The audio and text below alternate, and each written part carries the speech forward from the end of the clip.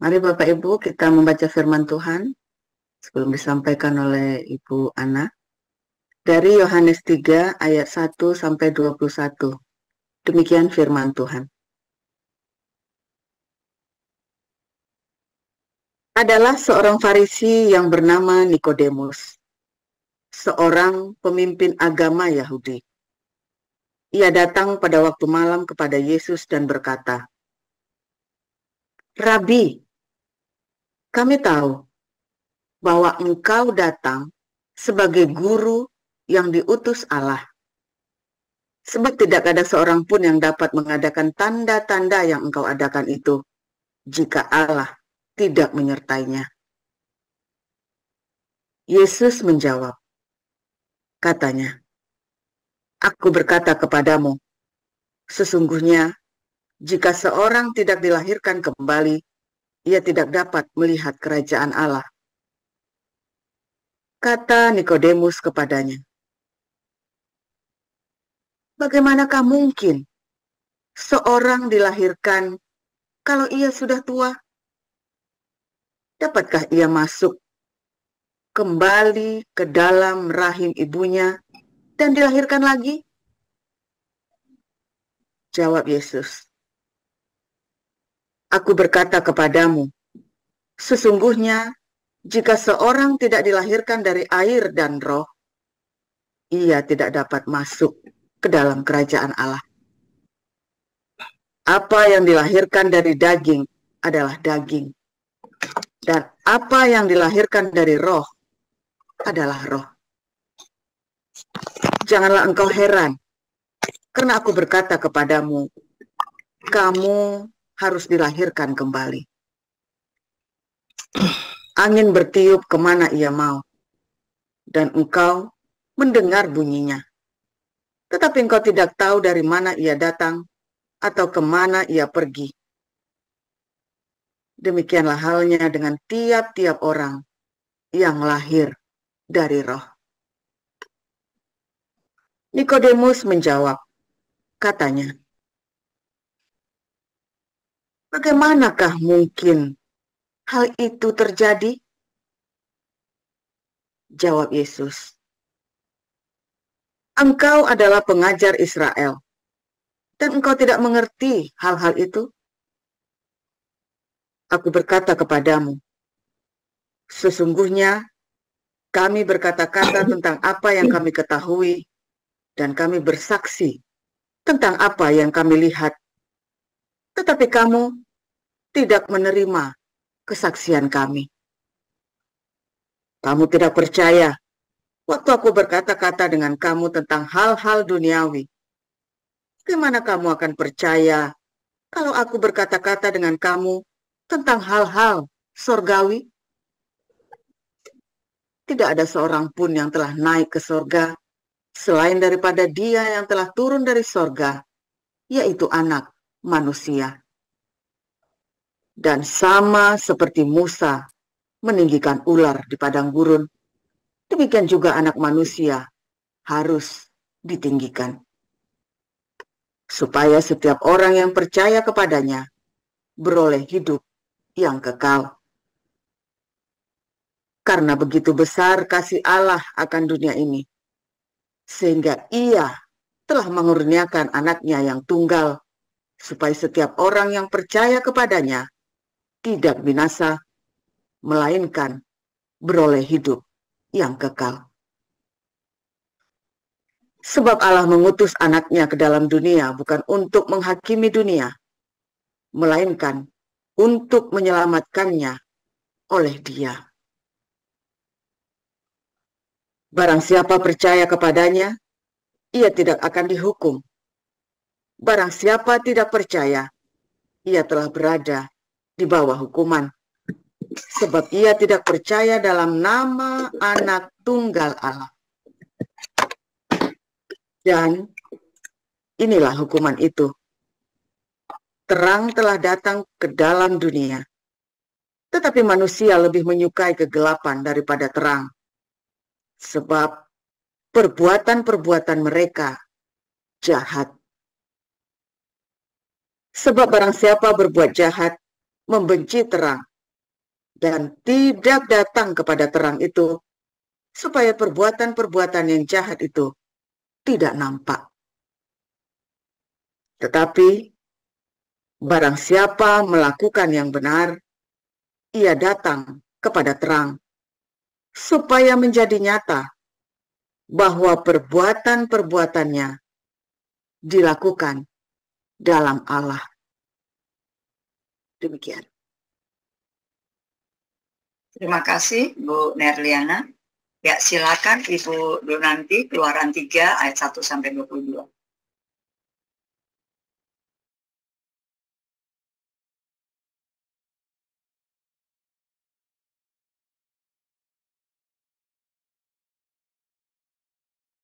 Bu Donanti, suaranya nggak ada. Diulang, tolong. Iya. Ulang. Keluaran 3 ayat 1 sampai. Ya. Udah kedengaran? Sudah. Ya. Keluaran 3 ayat 1 sampai dengan 22.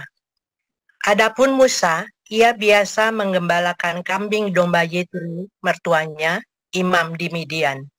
Sekali ketika ia menggiring kambing domba itu ke seberang padang gurun, sampailah ia ke gunung Allah, yakni gunung Horeb.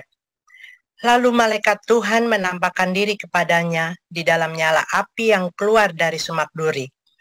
Lalu ia melihat, dan tampaklah semak duri itu menyala, tetapi tidak dimakan api.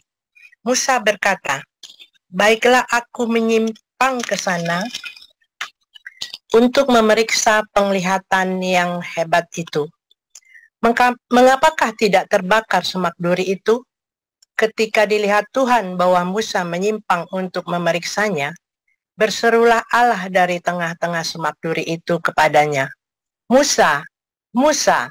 Dan ia menjawab, "Ya Allah." Lalu ia berfirman, "Janganlah datang dekat-dekat. Tanggalkanlah kasutmu dari kakimu, sebab tempat di mana engkau berdiri itu adalah tanah yang kudus." Lagi ia berfirman, "Akulah Allah ayahmu, Allah Abraham, Allah Ishak, dan Allah Yakub." Lalu Musa menutupi mukanya, sebab ia takut memandang Allah. Dan Tuhan berfirman, "Aku telah memperhatikan dengan sungguh kesengsaraan umatku di tanah Mesir, dan aku telah mendengar seruan mereka yang disebabkan oleh pengerah-pengerah mereka. Ya, aku mengetahui penderitaan mereka. Sebab itu aku telah turun untuk melepaskan mereka dari tangan orang Mesir dan menuntun mereka keluar dari negeri itu ke suatu negeri yang baik dan luas, suatu negeri yang berlimpah-limpah susu dan madunya, ke tempat orang Kanaan, orang Het, orang Amori, orang Feris, orang Hewi, dan orang Yebus. Sekarang seruan orang Israel telah sampai kepadaku. Juga telah kulihat betapa kerasnya orang Mesir menindas mereka. Jadi sekarang, pergilah, aku mengutus engkau kepada Firaun untuk membawa umatku, orang Israel, keluar dari Mesir." Tetapi Musa berkata kepada Allah, "Siapakah aku ini? Maka aku yang akan menghadap Firaun dan membawa orang Israel keluar dari Mesir?" Lalu firman-Nya, "Bukankah aku akan menyertai engkau?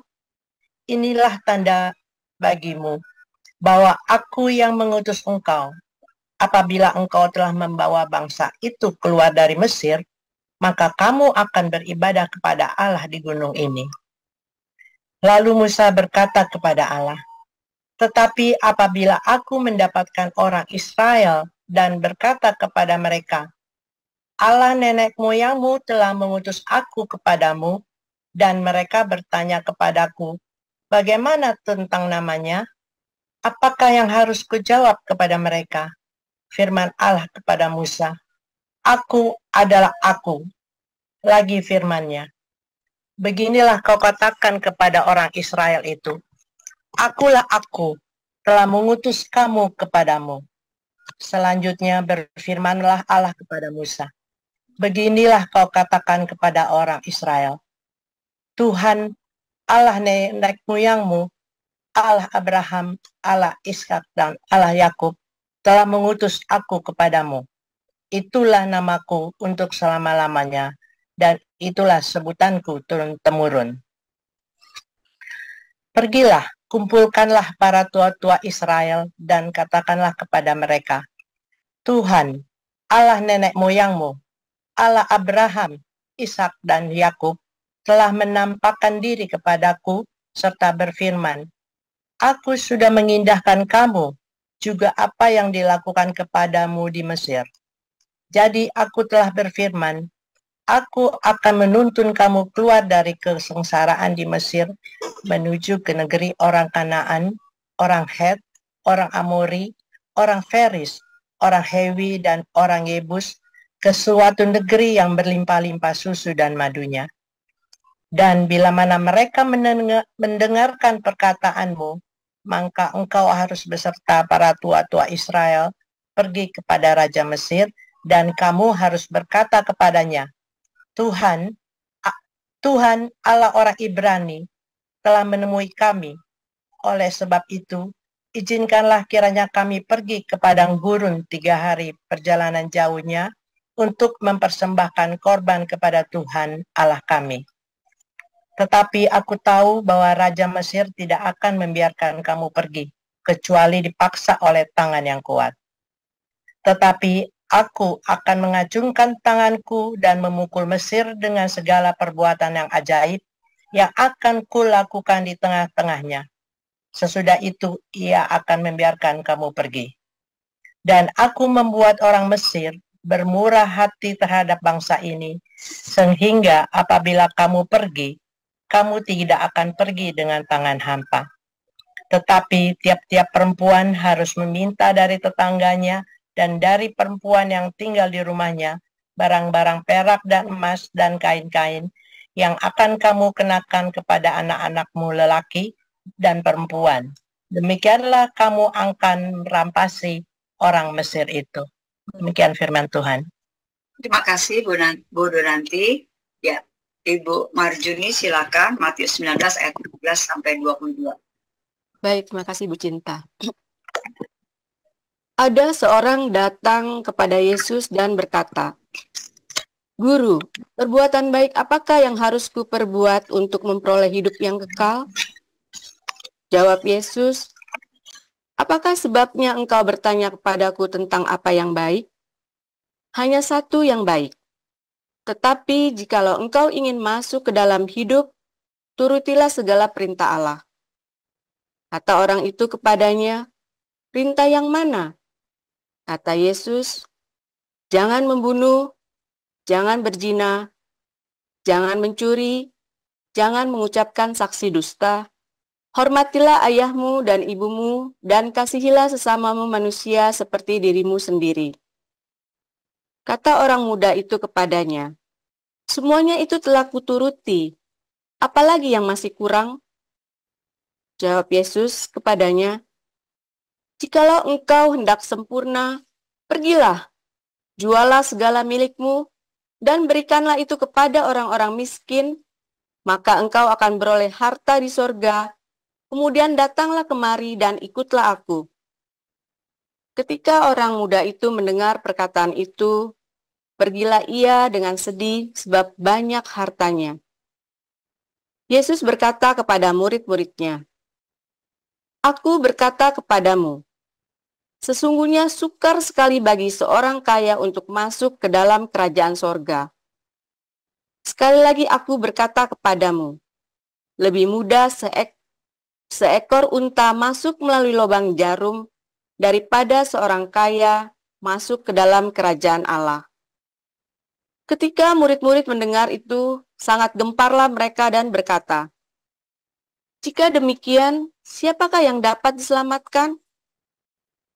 Yesus memandang mereka dan berkata, bagi manusia hal ini tidak mungkin, tetapi bagi Allah segala sesuatu mungkin. Demikian firman Tuhan. Terima kasih Bu Marjuni. Kita akan mendengarkan renungan firman Tuhan yang akan disampaikan Ibu Gembala kita Evangelis Anna Zhang berjudul Hidup atau Mati bagi Yesus. Silakan Bu Ana. Ya, terima kasih Bu Cinta dan para lektor. Saya sebelumnya juga minta satu perikop lagi dibacakan ya nanti, tapi yaitu di Yohanes 13 ayat 36 sampai 38 saja. Minta tolong nanti satu membacakan ya, kalau saya minta nanti. Oke. Ya, judul hari ini, firman Tuhan hari ini, saya ambil dari, sebentar ya,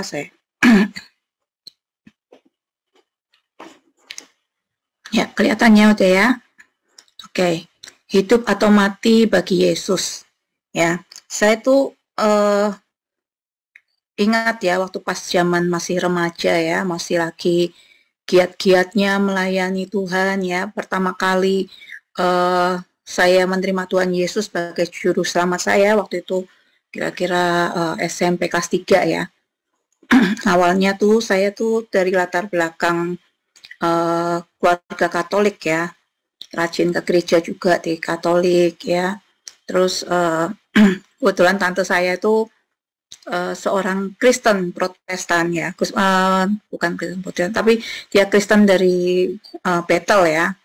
Nah, saya tuh sering kali diajak, tapi saya nggak mau gitu ya. Saya pikir, ini gereja apaan sih, nangis-nangis, ketawa-ketawa, tepuk tangan sendiri gitu. Jadi saya suka nyinyir ya, maksudnya waktu itu. Tapi akhir malah saya ikut. Nggak tahu kenapa kok saya ikut gitu ya di situ. Dan kemudian saya merasakan ada sesuatu yang berbeda di situ, singkat cerita ya. Dan kemudian waktu itu saya punya banyak teman-teman remaja ya di situ ya. Kalau lagi pertama kali mendapat istilahnya dalam tanda petik jamahan ya, terus mereka langsung, oh Tuhan, aku akan melakukan segala sesuatu buat Engkau, katanya ya. Aku mau mati buat Engkau, katanya gitu. Ya, namanya anak-anak muda ya, gitu, masih menggebu-gebu bersemangat gitu. Terus nah saya pikir, oh iya ya, keren juga ya mau mati bagi Tuhan Yesus ya, saya pikir kan ya, namanya masih anak-anak remaja kan ya. Terus nah seiring dengan waktu berjalan gitu toh. Terus nah waktu itu saya itu SMA kira-kira. Terus nah, termasuk gini ya, saya tuh punya pemikiran ya dalam kepala saya, bahwa saya pikiran kalau saya kalau ketemu cowok nih ya, cowoknya itu suka ngomong yang merayu-rayu ya, suka ngomong istilahnya gede-gede gitu ya, itu saya nggak akan percaya gitu loh. Karena buat saya, kamu kayaknya kok gampang banget sih ngomongnya gitu ya. Nah, makanya saya selalu ngomong sama anak-anak saya ya, sama Miracle ya, kalau kamu ketemu cowok itu suka gombal ya, suka ngomong yang muluk-muluk ya, itu jangan percaya deh. Misalnya gini, oh aku tuh cinta sama kamu ya, gunung akan kudaki, lautan akan kuseberangi, tapi giliran hujan aja, maaf ya, aku nggak bisa datang ke rumahmu. Nah itu ya, sama kayak kita nih ya, kita ngomong sama Tuhan Yesus, kita mau mati bagi Yesus ya. Mana yang lebih mudah, hidup bagi Yesus atau mati bagi Yesus sebenarnya nih? Ya kan? Nah, seperti ini ya, kita mati bagi Yesus. Kita lihat dulu, mati bagi Yesus nih ya. Orang tuh banyak kan ya lip service, kalau zaman sekarang ngomongnya apa, omon-omon ya. Omon-omon aja. Coba ini ada ayat tadi saya minta membacakan, Yohanes 13 ayat 36 sampai 38. Siapa yang bisa membacakan?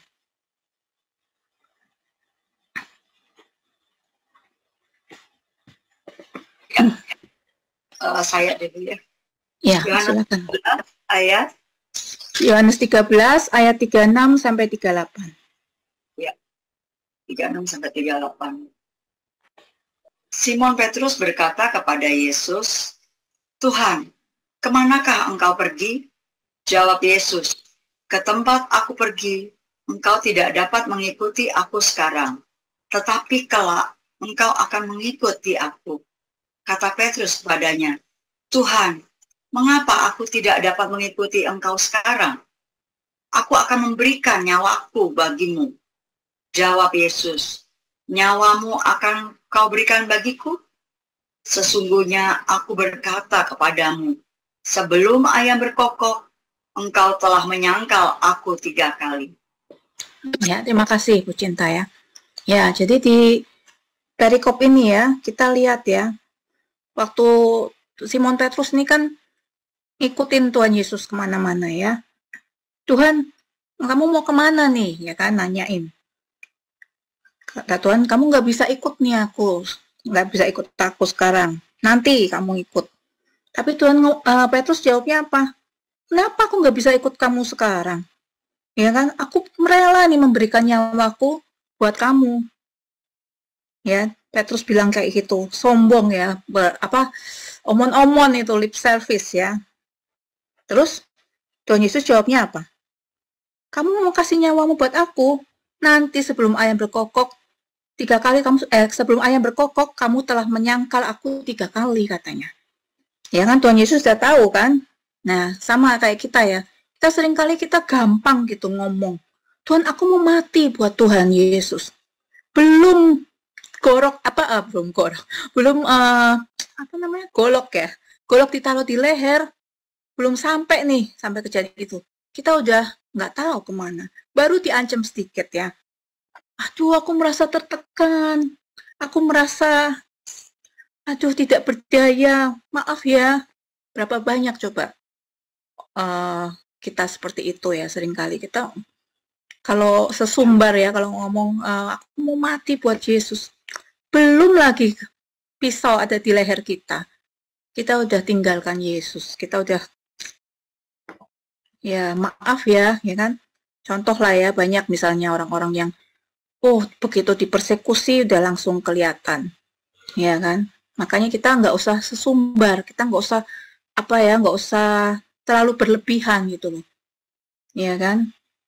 Tuhan Yesus tuh di sini mengajari kita ya, bahwa kita ngomong itu tuh yang kita katakan itu benar nggak sih, sesuai maksudnya nanti kamu akan melakukan seperti itu nggak, belum tentu ya.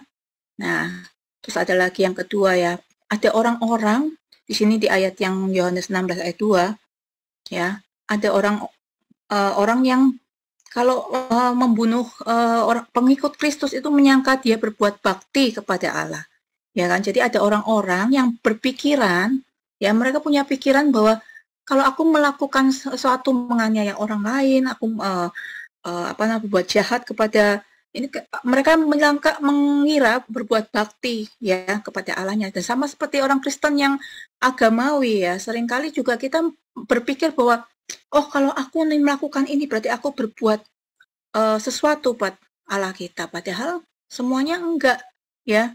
Tuhan Yesus bilang kan, bukan orang yang berseru-seru padaku Tuhan Tuhan, ya kan.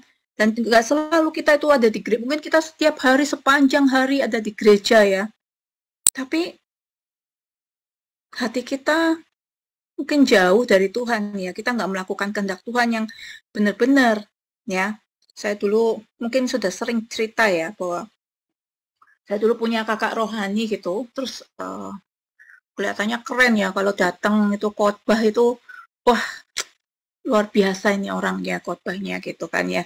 Tapi itu kan yang kita lihat pada saat dia berkhotbah ya kan, melayani di gereja, melayani di persekutuan, belum tentu sifat yang karakter yang dia tampilkan adalah yang benar-benar karakter Kristus.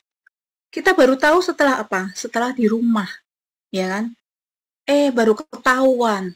Kalau ada tugas di rumah, suruh bersih-bersih, kagak mau dia ya. Alasannya ada konseling, ada pelayanan, alasannya ada saya mau doa, ya kan? Nggak mau mengerjakan pekerjaan rumah. Nah, itu loh. Jadi kita hanya kita mengira bahwa yang kita lakukan, pelayanan kita itu kita berbakti kepada Allah, ya kan? Sama seperti orang-orang ini, mungkin kalau ini kan orang-orang sampai membunuh ya, ada orang-orang yang rela membunuh demi katanya bumi Allahnya ya kan. Nah, mungkin kita orang Kristen nggak sampai seperti itu, tapi kita mengira bahwa semua perbuatan baik kita, semua tindakan kita ini adalah buat Tuhan, padahal kenyataannya enggak ya.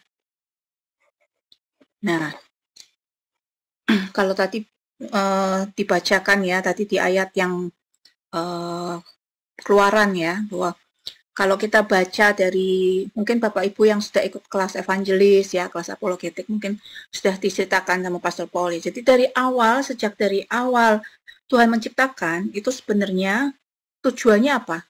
Tujuannya adalah supaya kita hidup, ya kan? Jadi kalau misalnya ada orang bilang, oh itu di perjanjian lama, ada ya, saya sering dengar di sini juga, ada orang Belanda juga bilang, ini loh, di ayat perjanjian lama, ini Tuhannya marah-marah terus katanya gitu. Loh, marah-marah bagaimana? Tuhan itu justru dari awal, sejak awal, dia itu rencananya itu apa? Rencananya sebenarnya hanya tentang, kematian Tuhan Yesus anaknya untuk menyelamatkan kita manusia dari sejak dunia ini dibentuk ya, dari itu rencana Tuhan itu seperti itu. Ya kan, waktu pas Musa ketemu di padang gurun ya, mungkin dia waktu itu apa tadi diceritakan ya, dia bingung, ini siapa ini, nanti aku mati, aku takut. Apakah Tuhan marah gitu? Kan enggak ya. Tuhan tuh dia berbicara, dia selalu menceritakan kepada Musa bahwa ini loh rencanaku, aku akan menyelamatkan umatku Israel, mengeluarkan dari perbudakan, ya kan, dibawa kepada hidup, tanah perjanjian, ya kan, selalu bicara tentang kehidupan, ya. Terus ada kematian Yesus di atas kayu salib supaya kita beroleh hidup, ya. Sama seperti Musa meninggikan ular di padang gurun, demikian juga anak manusia harus ditinggikan supaya setiap orang yang percaya kepadanya apa? Beroleh hidup yang kekal. Jadi selalu rencana Allah atas dunia ini, atas kita itu adalah hidup yang kekal. Tuhan pengennya kita beroleh hidup yang kekal. Terus kemudian yang kedua, Yesus itu berkata, akulah air hidup ya. Barang siapa minum air ini, dia tidak akan haus lagi. Ya. Jadi Tuhan itu berkata, apa sih air? Kan bicara tentang kehidupan ya, bahwa kita butuh air untuk hidup. Jadi Tuhan itu sebagai jawaban dari kebutuhan kita untuk hidup. Makanya Tuhan Yesus selalu berkata, aku ini hidup. Ya, aku ini air hidup. Terus dia berkata juga, akulah jalan, kebenaran, dan hidup. Akulah jalan, akulah kebenaran, dan hidup.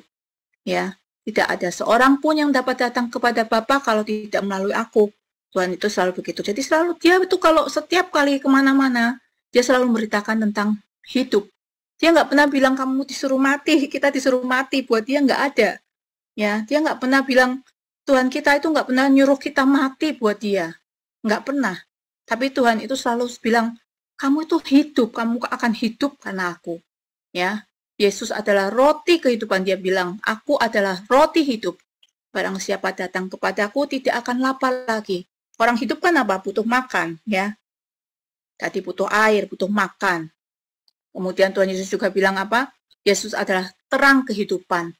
Orang kalau hidup, dunianya gelap semua, nggak ada terang. Nggak bisa hidup juga, ya kan? Nah, makanya Tuhan itu menyediakan, Tuhan itu sebagai seluruh aspek dalam kehidupan kita itu adalah Tuhan, Yesus yang menyediakan, Yesus yang menjadi sumber kehidupan kita. Ya. Nah, apa itu sebenarnya hidup bagi Yesus? Tadi ada orang muda yang kaya raya ya, Nikodemus tadi ya. Terus dia tanya, Guru, perbuatan apa yang ku berbuat untuk meroleh hidup yang kekal? Ya kan? Terus katanya Tuhan Yesus jawab, apa? Turutilah segala perintah Allah. Apa aja perintah Allah? Ya ada 10 perintah Allah, Torahnya, ya kan? Dan ada, kalau orang Yahudi ada 630 mitzvot ya, yang harus ditaati. Susah ya jadi orang Yahudi. Tapi kita dikasih yang gampang sama Tuhan Yesus. Nggak perlu kita melakukan yang seperti Tuhan Yesus lakukan, seperti yang orang Yahudi lakukan. Kita cuma disuruh apa? Percaya kepada Tuhan Yesus, ya kan? Melakukan kehendak Bapa di surga, ya. Nah, ini ya, disuruh jual hartanya. Karena apa? Ya kalau kita sudah, istilahnya kita itu kalau sudah kita mengasihi Tuhan, harta itu sudah nggak ada artinya buat kita. Ya kan? Makanya Tuhan itu, tapi kan banyak orang yang nggak mampu kan melakukannya. Ya, karena mereka berpikir, ya aku kan masih mau ini, aku masih mau itu, belum puas dengan dirinya sendiri. Ya, tapi kalau kita ini melekat kepada Tuhan Yesus, maka Tuhan, kalau ada lagu itu bagus ya, Christ is enough for me, ya, Tuhan Yesus itu cukup buat aku sebenarnya, ya. Kita mungkin nggak perlu harus jadi konglomerat yang kaya, kita nggak perlu harus jadi terkenal, harus jadi raja misalnya, nggak perlu. Jadi kita nggak perlu mungkin mobil mewah ya, karena buat kita Tuhan Yesus sudah cukup, lebih dari cukup. Gitu ya. Nah, terus Tuhan kan cerita, Tuhan Yesus di situ kan mengatakan bahwa, oh ya, kamu tuh harus lahir dari air dan dari roh, ya kan? Tuhan Yesus bilang begitu. Ya, kenapa harus reborn, harus lahir kembali? Ya, supaya kita jadi manusia baru ya, harus tadi dari air itu dibaptis, ya kan? Dan melakukan kehendak Allah. Kita itu menjadi untuk hidup bagi Yesus itu memang nggak mudah ya. Kita itu harus menjadi teladan dalam kehidupan kita kepada orang-orang di sekitar kita. Seringkali kan mungkin ada orang, mungkin Bapak Ibu kan sering dengar ya, kok orang Kristen kok gitu ya. Tapi kan nggak ada yang, kok orang agama lain kok begitu ya, nggak ada, jarang ya. Tapi selalu yang dikatakan misalnya orang Kristen kayak gitu sih, gitu. Karena standarnya kita adalah standar Tuhan Yesus, kasih Tuhan Yesus ya. Pastor Paulus kan sering ngomong ya, kita standar kasih siapa nih? Kasihnya Mahatma Gandhi, kasihnya siapa lagi? Buddha, atau kasih siapa? Enggak. Orang kita sebagai pengikut Kristus ya, standar kasih kita ya Tuhan Yesus. Ya, standar kasih paling tinggi di dunia ini, yang rela memberikan nyawanya buat orang yang dikasihinya, ya kan? Nah, ini ya, kalau Bapak Ibu ikut kelas pemuritan akan diajarin bahwa logos dengan kasih itu akan menghasilkan rema. Ya, rema itu tindakan, sesuatu yang kita yakini. Karena kita mendengar, ya, kita mendengar perkataan ya, mendengar firman ya, mendengar logos, maka kalau ditambah dengan kasih yang melimpah, kita akan mendapatkan rema ya, mendapatkan sesuatu yang kita yakini untuk kita lakukan, bertindak ya. Jadi nggak cuma omong doang gitu loh, nggak cuma oh ya kayak gitu ya, terus kita banyak ngomong gitu ya. Kalau misalnya kita mengajari anak kita ya, mengajar anak kita itu, anak-anak itu kalau misalnya kita setiap hari nih 1 kali 24 jam kita ngoceh terus ngomong sama anak kita bahwa oh kamu harus gini ya, kamu harus gini ya, harus begini ya. Kira-kira anak kita mendengarkan nggak apa yang kita omongkan sampai mulut kita berbusa-busa? Enggak ya. Karena anak-anak kita itu lebih akan melihat teladan kita daripada perkataan kita. Dia kalau kita ngomong sampai berbusa-busa, mereka nggak akan dengerin. Ya, sedikit lah yang didengerin. Kayak misalnya kalau saya ngajar nih ya di kelas ya, saya sudah tahu nih, kalau saya ngajar, saya nggak boleh panjang-panjang menjelaskan di dalam kelas. Kenapa? Percuma, mereka nggak akan dengerin lagi. Paling 10-15 menit mereka fokus. Sesudah itu udah hilang. Ya, apa yang saya omongkan itu hanya kayak apa di udara gitu, hilang begitu saja. Sama kayak anak-anak kita kan tapi kalau pada saat kita melakukan sesuatu teladan, memberi teladan, maka anak-anak itu akan mencontoh, akan meniru kita. Gitu ya. Makanya Tuhan Yesus tuh selalu mengatakan bahwa kamu itu harus mengikuti teladanku. Ya, Paulus juga bilang ikuti teladanku.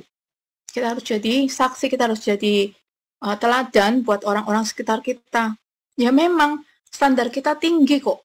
Kalau misal di tempat kerja, ya memang karena kita itu jadi panutan kan. Kalau kita sudah dibilang kita pengikut Kristus, ya kita yang jadi teladan di tempat dimanapun kita berada, itu kita selalu jadi panutan.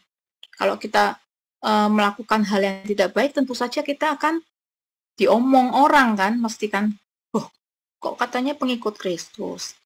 Nah, seperti itu ya.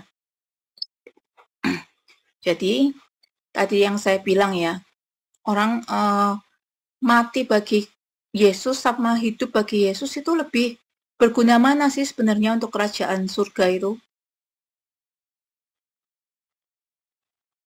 Lebih berguna hidup kan bagi Yesus.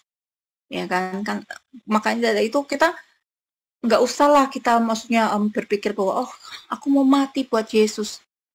Hidup dulu buat Yesus. Itu paling utama, lebih penting. Kalau kamu bisa hidup bagi Yesus, kamu bisa juga mati bagi Yesus. Ya, apapun, ketika Kolose 3 ayat 23, apapun yang kamu perbuat, perbuatlah dengan segenap hatimu seperti untuk Tuhan, dan bukan untuk manusia. Jadi kita ingat-ingat, kalau kita melakukan sesuatu nih ya, dalam kehidupan kita nih sehari-hari, kita itu melakukannya untuk Tuhan, bukan untuk manusia. Termasuk waktu pas kita bekerja atau kita bersekolah ya. Kita nih mau belajar, kalau di sekolahan kita mau belajar, ya kita belajar karena buat Tuhan. Jadi kamu harus sungguh-sungguh karena ini buat Tuhan. Ya. Terus kalau misalnya mau bekerja karena ini kerjaannya buat Tuhan, mungkin kita gajinya mungkin sedikit ya, nggak banyak. Ya kita bekerjalah dengan segenap hati kita, berikan yang terbaik. Ya kan? Kalaupun nanti bos kita nggak memperhatikan kita, mungkin walaupun kita udah bekerja juga balik, tapi gajinya tetap nggak naik-naik misalnya ya. Tapi itu semua nanti diperhitungkan ya, diperhitungkan. Kalau kita sudah terbiasa bekerja keras, bekerja dengan segenap hati, itu percaya saja pada suatu saat nanti itu akan mendatangkan kebaikan juga buat kita. Ya, kita akan menikmati juga. Daripada kalau kita males-malesan, ya kita nggak akan tidak mungkin lah kita itu mendapatkan hal yang bagus gitu ya. Tapi kalau kita bekerja dengan sungguh-sungguh melakukan segala sesuatu segenap hati, ya pasti kita akan mendapatkan hal yang baik juga, ya. Nah, tindakan kita ini harus menjadi berkat, ya, harus jadi teladan dimanapun kita berada.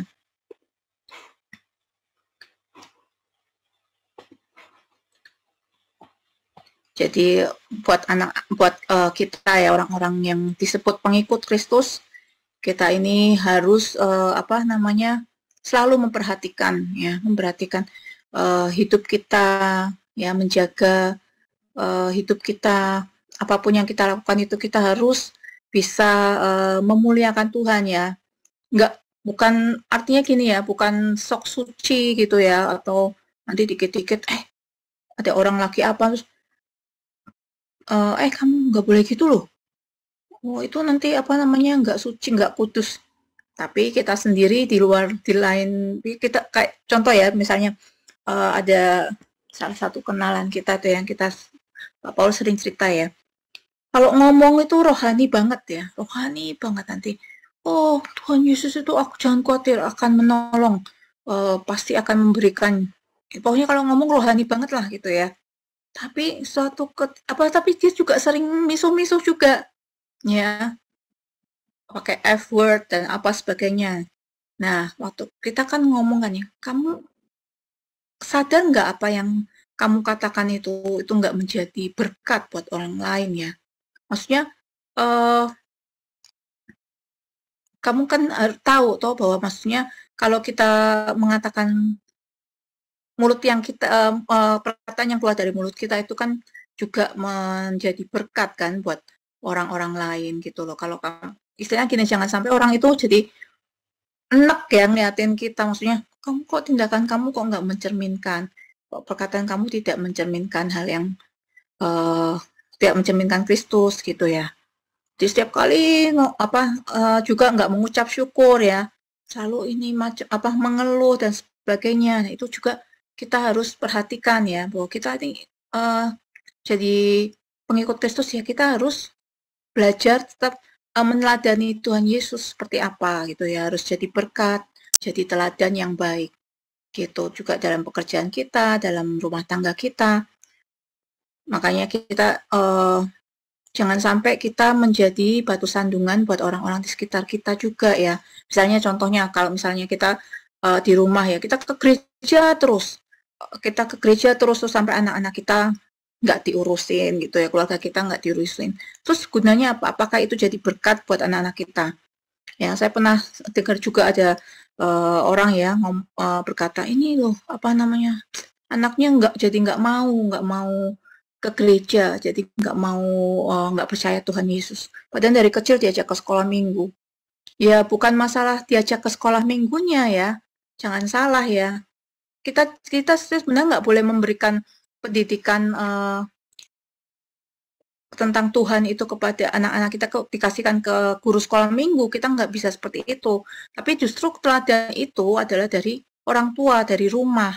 Kita mengajarin anak-anak kita, ya tunjukkan teladan kita, ya kan. Nah itu akan berbicara lebih banyak gitu ke anak kita. Ya kalau misalnya ya kita juga kita belajar juga, misalnya kita salah ya kita minta maaf sama anak kita, atau kita terus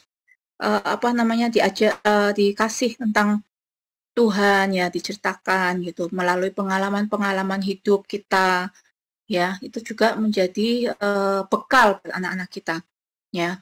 Misalnya kayak misalnya anak-anak kami ya, Wesley sama Miracle juga itu kita tuh sering, puji Tuhan ya, kita sering mengalami banyak sekali pencobaan ya, banyak sekali hal yang mungkin tidak mudah buat mereka ya.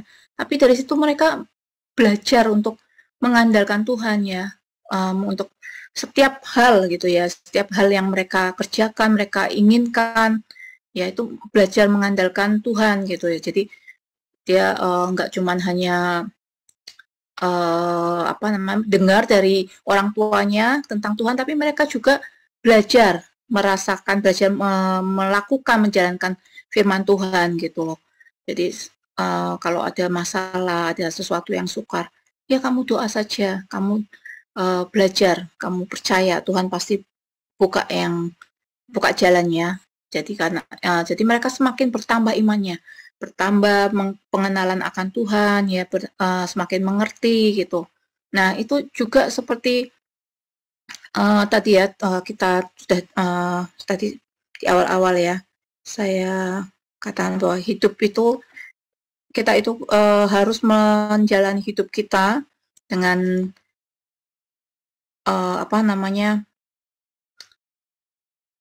dengan bersandar kepada Tuhan ya. Kita benar-benar melakukan firman Tuhan, dan juga kita menjalani hidup kita dengan baik dan menjadi teladan gitu ya. Ya, silakan saya kembalikan kepada Ibu Cinta. Terima kasih.